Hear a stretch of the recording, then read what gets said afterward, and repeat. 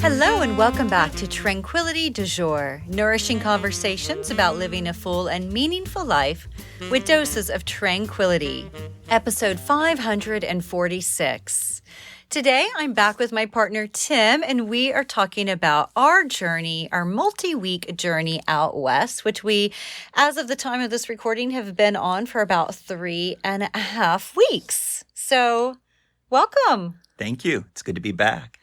So, let's chat about the journey so far. So, last time we recorded, we were in Portland. Now we're in Oakland and about to leave for our final destination, at least out west, which is Point Arena, which nobody has heard of. And everyone's like, are you sure you don't mean Point Reyes? That's so funny. And I think that part of it is because it is a little bit further away than I think a lot of folks in the Bay Area go to. It's in Mendocino County. It's not the smallest town.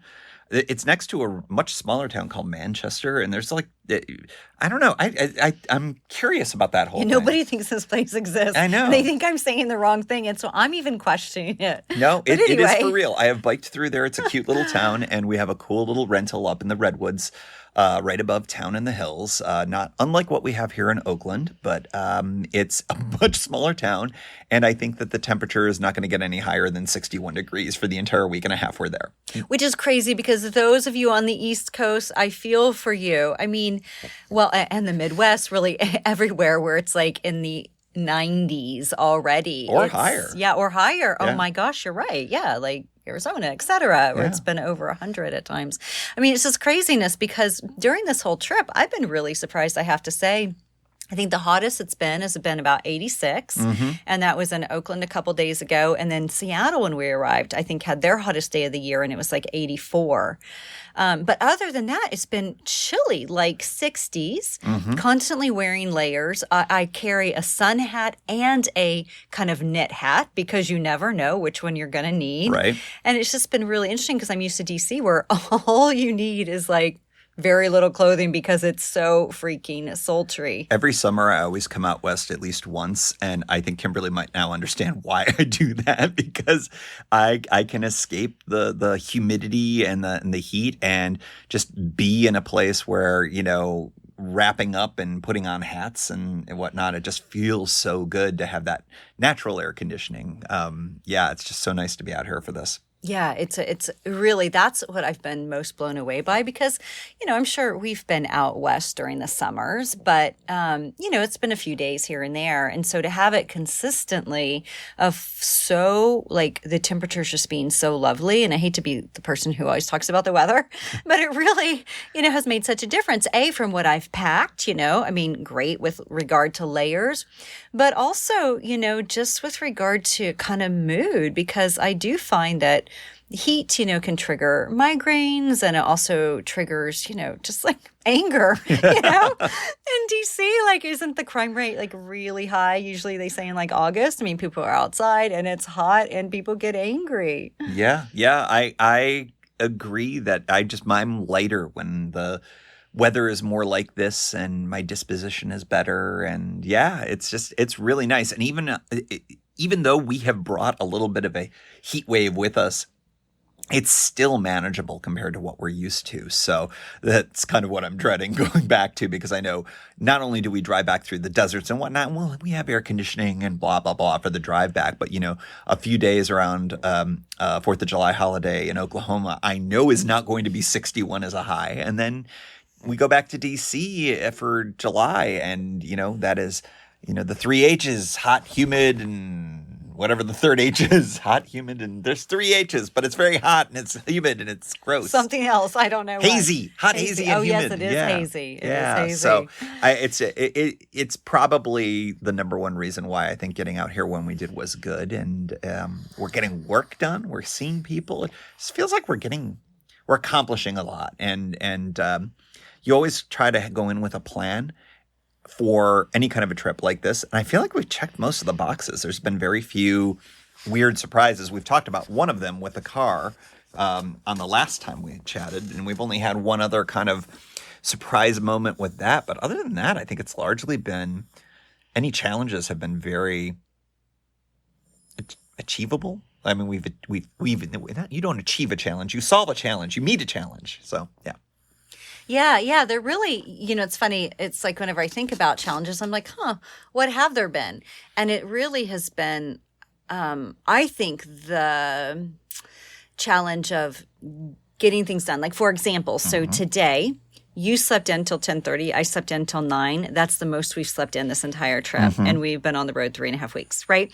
Okay, so you might be like, not a big deal, and those of you kids are probably like, oh, must be so rough. But, I've been mainly working on East Coast time. My ballet classes have been East Coast time. So that means I'll have a ballet class at 7 a.m. The pups are ready to get up at 7 a.m. So that's been, I think, a little tricky of just, you start with East Coast hours, but then you end with West Coast hours, so your days are really long and full, which is lovely. But again, as I mentioned in the last podcast, it's just like, okay, well, where do you fit in like kind of downtime and breathing space and the white space that I think we so crave. At least I should speak for myself that I so crave. Yeah. And slight change to what you said there. I didn't sleep till 10:30. Oh no, that's right. You did not. I did not sleep. Yeah. I did, but I was able to read and kind of do stuff in bed until 10:30. I didn't get out of bed till 10:30. That's true. We slept in, quote unquote, right? Stayed in bed until Yes. Because I woke up right at 6:30 and then at 7:30 because I was going to take an 8 o'clock ballet class. And I was like, you know what? Mom was just going to stay right here till 9. Never mind. Oh, yeah. Well, so let's talk about last weekend. Yes. Okay, so from Portland, we drove south and went straight to the redwoods. Yeah. Well, we spent a night in Roseburg, Oregon, right? Oh, I forgot about Roseburg, Oregon. Yeah, we were contemplating, do we want to do a rest stop? Do we want to get all the way down to Grants Pass, which is the very southern part of the state, and do half of the drive? And we ended up agreeing that, maybe getting a hotel would be a pretty good idea. And then we ran into issues. Hotels are very hard to come by, and it's still not clear what was going on in Eugene or elsewhere in the southern Willamette Valley. But we got a room in Roseburg and had a nice sleep there. Had a lovely breakfast at the, what was it, a Sherry's next door. I've never been to Sherry's. It was amazing. That was fun. That was nice. A good way to do it. And then we ended up driving the rest of the way. We went through Grants Pass and then down and to Fortuna. And then we were like, okay, the first campground was in the Avenue of the Giants, but towards the end of the drive, you were sort of like wanting an alternate plan. We're coming up with alternate ideas. And I thought, well, we've been having trouble finding hotels the last 24 hours. I don't know what's available that's dog friendly and whatever. And then I remembered there's an RV park that we stayed at for the Tranquility Tour that I stayed at many, many times on bicycle tours. It's just in a good spot. It has good stuff. But the biggest thing that they had were these little teeny tiny like faux log cabins. And Kimberly has always wanted to stay at one of these. They look so cute. Exactly. They're tiny. And so we're like all set to go. We're like, we're sure that they're all booked. I think you went on the website and it was all booked. And you're like, let me just call. And let me just call has solved so many problems for us on this trip. And then they had one and they were dog friendly. And they're like, oh, but we're about to close in like 20 minutes. And we were all set to walk in to get dinner. And we're like, never mind. We're 2 minutes away. Let's go get checked in. We got checked in and ended up being a really fun, cool stay for us. Yeah, that was sweet. Really, really cute little baby log cabins. Those of you, if you've ever stayed at like a KOA campground, you've probably seen those. So the bathrooms aren't in there. They do have electricity though. So yeah, that was lovely. So those are the only rooms we've actually gotten. That's right. Otherwise we've been in Airbnbs for, 5+ days and then those 2 hotels. And then we went to Burlington. Campground. We had that night, we sort of just said, okay, we're not going to stay at the other campground, which is, something shelter. It's down, it's still in the Avenue of the Giants, but it's just not as beautiful as a campground. It's the most beautiful campground you've ever been to, except for the fact that Burlington Campground, the most beautiful campground in the world, is like 3 miles away from there. So we went there, we got all set up and, pulled everything out of the car, set up my tent. which confused and delighted Belle greatly because she loves the tent. She loves my tent because I take her camping sometimes, and she just loves it. And Kimberly finally got to see that. Yeah, he starts setting it up. It's not even like popped up. It's just like out on the ground, and she goes right to it. She goes into it. She loves it. I don't know if it's because I clearly that tent smells like me probably more than anything else in the world. And yeah, so she really loves it. And then we literally put all of our stuff in there, suitcases, everything. It looked really funny because it was sort of like this weird amalgam. We're at a campground, but we have these roller suitcases and stuff. I thought it was pretty funny, at least. And they got the bed all set up, and yeah, the lacrosse, the micro camper got all set up, and we just kind of enjoyed our evening. We had a campfire. Yeah. What else did we do? We went for a hike. Dinner. Went for dinner at down the road. There was a town that had a couple of nice restaurants. We tried both of them. Redwood Palace, yes. Yeah, and we went for a hike, and it was so great because you're not supposed to have dogs on the trail, but one of the rangers was like, well, they are in a stroller, and if you cover them, it's probably okay. It's a gray area. So we just took them on one trail, like across from the visitor center that was very kind of basic and touristy and even wheelchair friendly, right? So it was great for a stroller. And I think we saw one person during the whole thing. But so the pugs got to go on a little hike. Yeah. In the stroller that is definitely not made for any kind of hiking whatsoever. It's so funny because the wheel keeps falling off and I keep trying to adjust it all the time. I've even bought some type of Gorilla Glue, and that doesn't seem to be holding. It's just this stroller has definitely maximized its use for us and has been so helpful for the dogs because, we can fold it up, throw it in the car, and then whether it's a restaurant or a trail in the middle of a California state park, they've been at home in it and happy and protected, and it just really has been helpful for us on this trip. So strollers, thumbs up. Total thumbs up. So traveling pugs, speaking of which. Yes. So, it's interesting. It's like, it's been quite seamless to have these little guys with us. Most restaurants, actually, I can't think of any restaurant where they haven't been allowed, but maybe it's because I always Google dog-friendly restaurants. Mm-hmm. But, even some have been like, sure, bring them in. They look pretty docile. So even like in Seattle, there's a restaurant where they're like, of course, just bring them in, because again, they're in a stroller and they're quite chill. But so it's been so lovely to have them with us and to be able to have them mobile in the stroller because they would not be doing the walking that we've been doing. I don't feel like that they have limited our trip at all. Mm-mm. I mean, I think that we've had to think about them and think about, where are they going to temperatures and things like that relative to them. And, obviously we're not leaving them in the car or anything like that by any stretch of the imagination. But it's been nice because they've been able to be with us this whole time. And stroller is certainly a tool, but they've been troopers. They're really good travelers. And some people have asked okay, well, how do you travel with your pugs so easily? And it's funny, even yesterday we went down to Big Sur just for the day, which was freaking amazing. You may have seen photos on Instagram stories, and I'll be sure to put photos on the blog shortly from this adventure. But on the way up, we were like, maybe we stop in Monterey.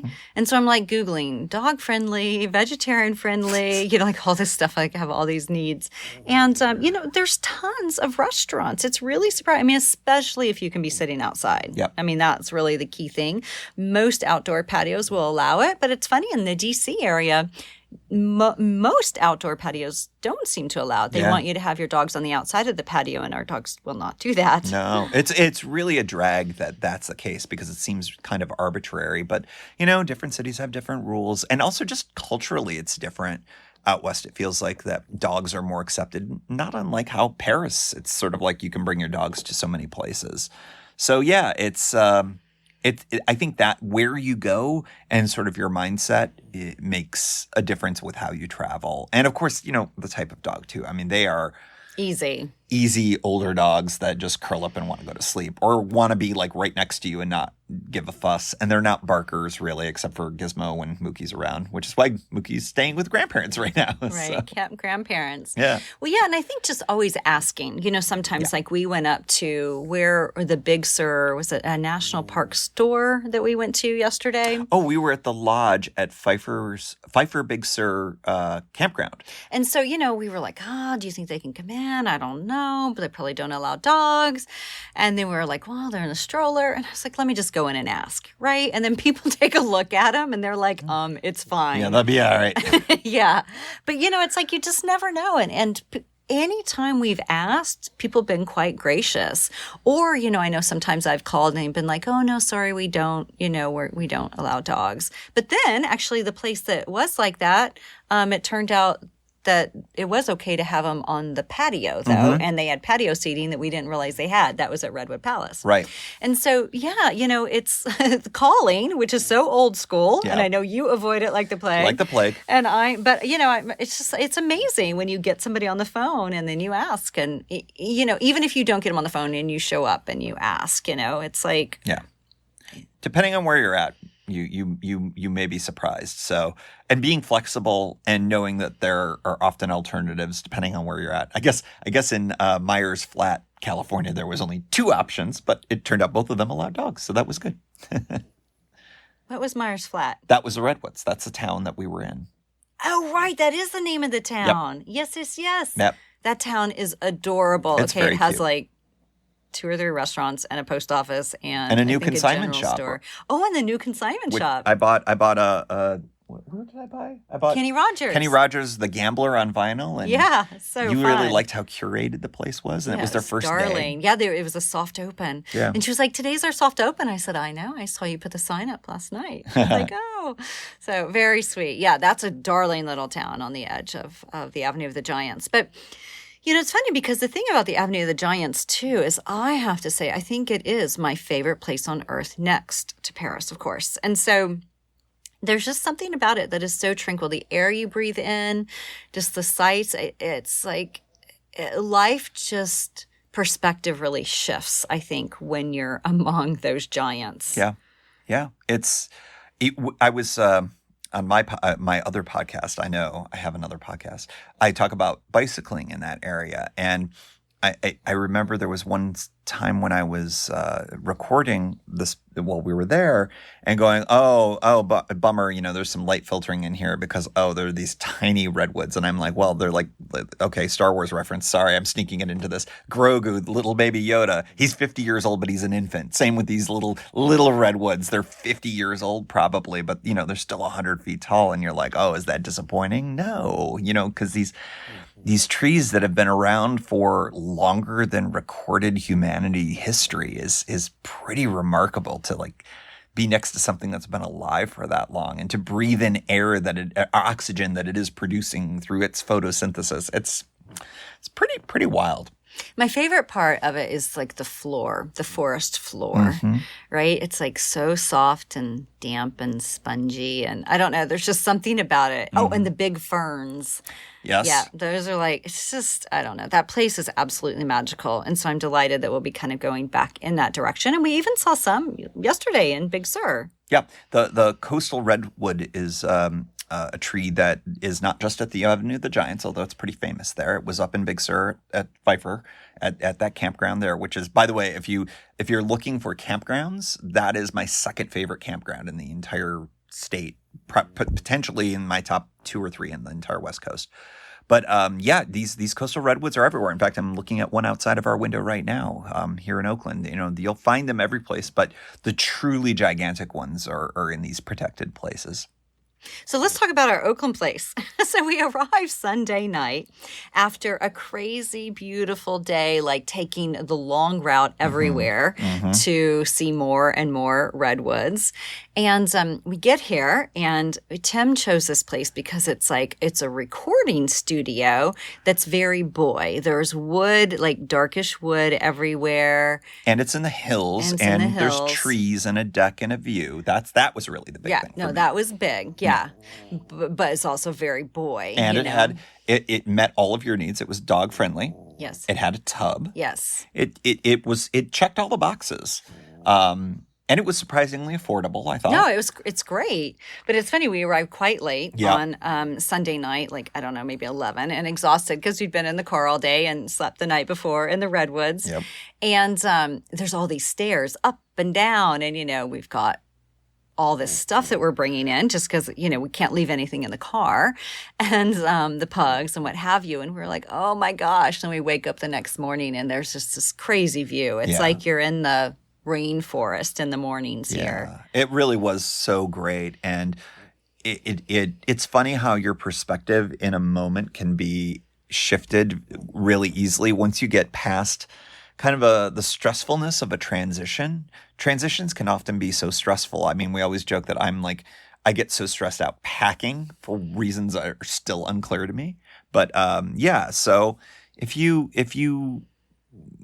wait that out, if you can get through it, the place just has been so great for us. Its location is tremendous. The guy who owns the place ends up owning a restaurant that we've been to now 3 times, or you've been to 3 times. And it's been a really delightful place to anchor for a week. And Totally. I've really enjoyed this part of the stay. And we've connected with folks who are important to us. And that's just been really nice. And one thing that was really interesting, I do feel like the guy who owns this place is like the mayor of like the area. And he hosted a showing of Roadrunner, which is the new documentary that's out at the Tribeca Film Festival about Anthony Bourdain. Now, I was never a watcher of his show. I really didn't know much about him at all. And and I knew he was quite controversial in the animal rights world. So that was really what I knew. And that he had committed suicide a couple days after Kate spayed. And it was quite shocking, right? And so this documentary is just so freaking good. And anyway, so he invites all his neighbors. His driveway is on this like huge slope. And 45-degree angle? It is steep. It's steep. And he sets up all these lawn chairs that like go back, so you can, and invites all his neighbors and us, to come and watch the screening of it. And so that was a really kind of special, fun surprise too. Because I remember that night I was like, okay, I'm going to get some stuff done. I've got X, Y, Z to do. And then I was like, or I could go and enjoy an evening outside watching a documentary that isn't even released in theaters yet. Yeah. And so those of you who are Bourdain fans, you're going to freaking love it. And even if you're not, I think you will be moved by it. It was really, it's just touching. And it's so funny the reason this triggered why I'm saying this is, A, it's been a nice surprise, but B, you said, after our tough night getting in here on Sunday night, you're like, oh, you just wait until the morning, see how it is. And I remember the documentary, one of the people, one of his team people was like, if he had just made it through the night, Yeah. But it's just like, you're just like, wow, if you can just, hang in there a little bit longer. It's like, you may wake up to a rainforest, It's like, or, it may not feel as heavy the next morning. And that really stuck with me. Yeah. I'm with you. I don't have much connection with his story or anything like that, but I had plans, unfortunately, that night. And so I'm like, okay, I really need to see this film because it was, you raved about it, and I'm excited to eventually get to see it whenever I can. Yeah. Yeah. And what did we do Thursday night, which was amazing?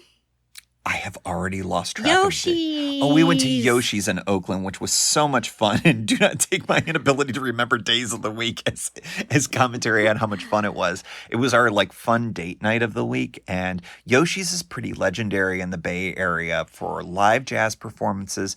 And, like so many things in the Bay Area, it's this amalgam of cultures, Asian, Black, music, everything.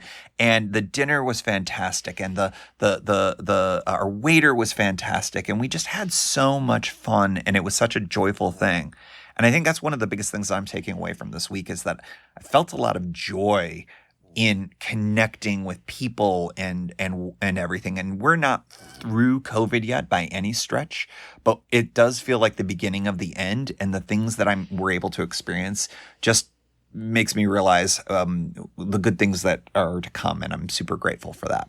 Well, yeah, I mean, just this week while we've been here, they lifted the needing a mask indoors ban, right? Or not ban, like law, right? And so that's been big because throughout this whole journey, right, from DC here, it's varied. So anytime we walk into a place, we have our mask, but it's like, do we need it? Do we not need it?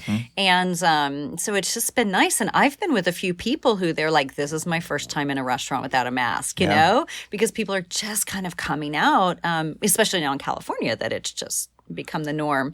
And then I was with a friend in Oakland on Friday, and we were walking into bookstores and boutiques and things. And it's like, some places you need them, some places you don't. So even though like the law necessarily has been lifted, it's like good to still have it with you. But it is also really nice too to feel like things are somewhat normal. Because I will say, those of you in the DC area who are listening, on Friday, I got us tickets to see Harry Connick Jr. and Pink Martini at Wolf Trap in August. It'll be nice and chilly. Should be very cool, very temperate. Looking forward to the highs of 61. It's not, no. At least it's like at 8 o'clock at night, so it should be down to like 90. Yeah, maybe. But, just so excited to be seeing live music again. Yeah. And I've never seen Pink Martini live in person. I saw them live on New Year's Eve. That was a delight. But anyway, so I'm really, really excited about that. And it's just been nice to see this all unfolding, like while we've been on the road too. Yeah, absolutely. August is a big month for live music for us because we're also seeing Alanis Morissette, Garbage, and Liz Phair at the end of the month. That's a delayed show for us that was supposed to happen before, but got rescheduled for good reasons. And then again in September, we're seeing them in Nashville. This is all a me thing, obviously. I like Alanis. I know, but I'm so excited. But yeah, it's these things that were critical pieces of our life are able to come back in a modified, but we're getting there, and that feels great. So what do you think we would share kind of with our listeners about, and I'll be talking a bit about this tonight for TDJ Live, which this is clearly being recorded before, but about travel, and kind of getting back out there and getting in the saddle, so to speak. Because I know a lot of people are still quite tentative, about even leaving the house without a mask. And so what do you think would be most helpful kind of to share with people on how they can begin that journey? Just a couple things for people who are like, well, I'm on a budget. I'm not going to be going on a big trip. Totally hear you and want to remind you about the importance of staycations, which I find to be quite profound. And then I'm going to talk tonight at TDJ Live about armchair traveling, which really is what we had to do last year. Let's be honest. All the virtual tours of, the museums such as the Louvre and the national parks. But, there's something actually that's still very special about that and travel documentaries. And I think that's why people liked Anthony Bourdain so much too, is like being able to travel vicariously through him. So I just want to mention those two options for people who are like, I'm not getting on the road. I can't do that right now or in the near future. Yeah, the things that I think about it with travel in any capacity, even if it's down the block, is know where your boundaries are. Kind of have a talk with yourself about what you think you feel comfortable about. I think you should always have a mask with you, even if the legal limits have been lifted, you've been vaccinated. There does seem to be in this transition time places where it's sort of like, it's not so much for you, it's for the comfort of people around you. There still are people who are immunosuppressed who have gotten vaccinated, and that vaccination may not completely protect them. So we got to think about other people as much around that too. But one thing that really surprised me, I've felt very comfortable doing things for the first time, like hopping on transit the other day, taking a ride share. Those were things that I thought were going to be really difficult for me. And then last night, we are at a pretty touristy area in Monterey. And I look on the boardwalk and I see a crowd of people shoulder to shoulder. And I haven't seen that in way over a year in person. And mentally, I just wasn't ready for that. And it was just really interesting having that moment, being okay with it, knowing that I didn't have to walk into the teeth of that if I didn't want to. I wasn't ready for it. And just being honest with myself and being good with myself about that whole thing. So I don't know. I think that's just kind of my thing. And also just be ready for weird stuff to happen. Like, we got a nail in our tire and it was just sort of like, okay. I'm just going to go get that fixed. And then everything's fine. And then you just let the moment pass. So, And then I'm going to leave my credit card there and go back again. well, I wasn't going to bring that up, but yes, Grandpa forgets his credit card occasionally some places. And this time it was about a half-hour round trip each way. So anyways, there was that. Anyway, I've let that go. Let that go. But it is, things like that happen while you're traveling. And, I often will hear from people like, I just can't travel. I get so uncomfortable being out of my routine or, not having like all my creature comforts. And so one of the things that I found is traveling with creature comforts makes a really big difference to me. I mean, in front of me, I've got some peonies we picked up in Seattle that are really on their last leg. But how on earth are they still taking alive? them everywhere. We camped with them. I put them out on the picnic bench They're in the 3 campground. weeks old. I know. Peonies don't last more than a week, and these are 3 weeks old. They're Shouts to they're Seattle. A little crusty, but that's okay. I'm loving them. I'm still loving them. My goodness. But traveling with that stuff, I think really does make a difference. And you may be like, what in the world? Like, how do you even have vases? So we brought a mason jar, I think, for your iced coffee. Yeah, which I haven't been able to make because these peonies live forever. And then you bought pickles. Right. And we ate all the pickles, and then that's what this vase is a pickle jar. So it's just funny, it's like you may not want to travel with vases, but you're going to make a vase out of something at some point. But it's thinking about too, how do you keep those routines? Like me taking all my ballet classes. I mean, I have them set out through like mid-July already scheduled in my planner.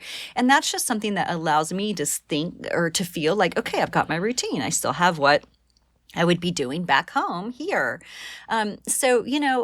Also starting with something small, like a day away, right? A day trip, then a weekend away, then a 5-day, then maybe a week long, something along those lines. Because I don't think that many people, can find like a sense of comfort in travel. I just have known people who, have gotten the opportunity to do maybe like a year working abroad, and they've been like, it was so challenging. And in theory, it sounded like such a great idea, but I just missed the comforts of home.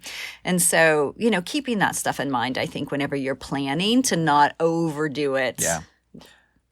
I think that the biggest thing for me has been realizing the connections with people that I've been unable to be with and around, and how good it feels to be in the presence of people. My family, we did movie nights every Friday night, and that was great. And that really was helpful for getting through things.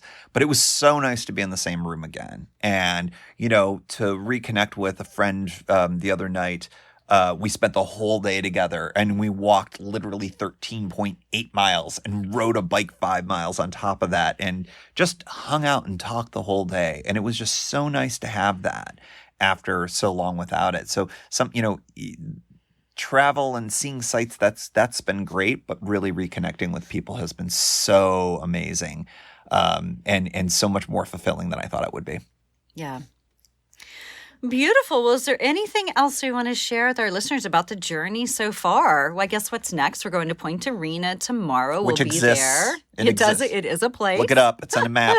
We'll be there through my birthday, and then on my birthday, which is June 30th, the end of birthday month. End of birthday month. We have done it up good, but it does come to a close on June 30th. It's so sad. And then we will head back to Oklahoma. Yep. Pick up Mook Mook, who has been a big hit. A little challenging, I think, at my parents' home, because if my mom goes into the garage, he starts to cry. So anyway, and they can't go anywhere.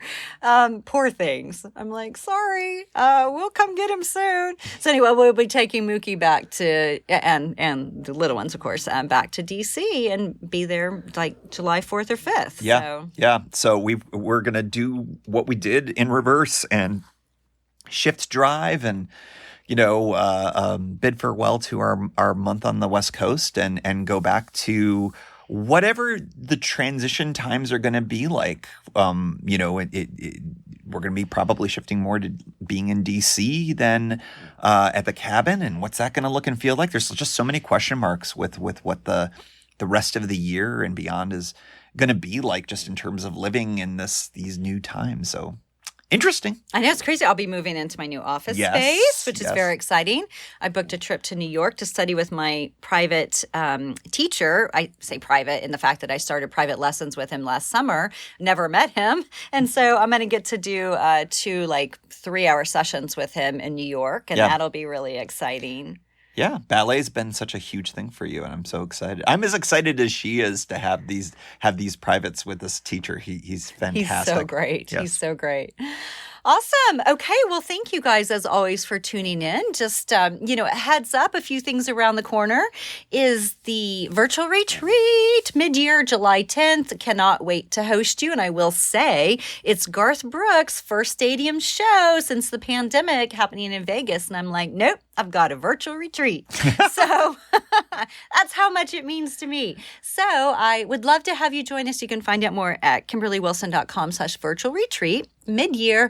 So just looking at, okay, how's the past 6 months been? What do I want to see over this next 6 months? It's just always nice to take an evaluation kind of mid-year and do a lot of soul nourishment through journaling, learning some new tranquility tools, some yoga and meditation. And I hope you have a delightful week ahead. If you didn't have a chance to tune into the live on Instagram, I interviewed Elaine Fluker, who wrote the book Get Over I Got It, which was the June book club pick of the month. And you can find that over on my Instagram handle in the videos. And so it was a fun chat with her. She's really, really great. So tune into that if you didn't have a chance to watch it live. And thank you as always for being here. And I love hearing from you. So please head on over to the contact page, drop me a note, or you can send me an email, hello@KimberlyWilson.com. And wishing you a beautiful, delicious week ahead. Namaste.